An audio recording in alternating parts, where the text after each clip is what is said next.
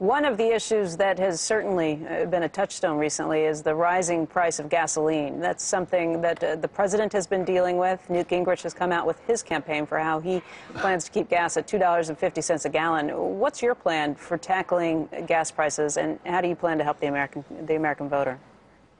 Make my point, I say if you had sound money, it would cost about a dime. You know, in terms of silver, that's what you could pay for a gallon of gasoline right now.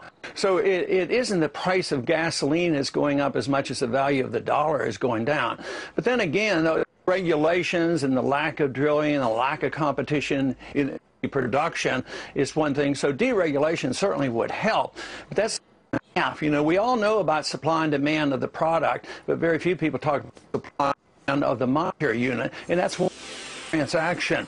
So you can't ignore that. You can't just say, well, increase the supply of energy and all of a sudden the prices will go down. I think it'd be a hard time just by trying to increase the supply of energy and get gasoline down to $2. That's not going to happen. But I think it's a money issue that people forget about and they should be talking about. So, Congressman, we've been having this little mini debate today about the ability of the Fed, once it realizes that that inflation is more than just a future worry, that they have the tools to make sure that it doesn't get out of hand. And my question to you, I ask the question, if you just add up all the debts that we have here and all the entitlements, the promises, future promises that we've made here, and then go ahead and throw in Europe and throw in everyone, is the fiat currency that we have right now, does it really reflect the future obligations that we have? Could the Fed just say, okay, now is time and we're going to do it? I mean, or are we already too late?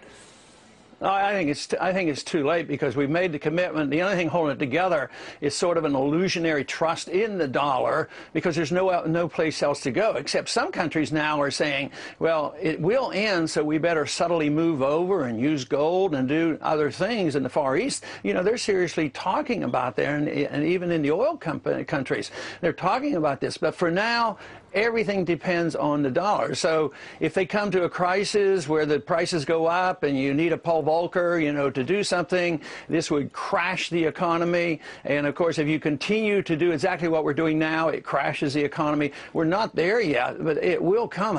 You know, last month, a $200 billion deficit in 1 month, that used to be the entire budget of our country. And that is unsustainable. And eventually there'll be a loss of confidence in the dollar. Because that's the last thing that's holding us together, and to me it's an illusion that the dollar can bail out the world.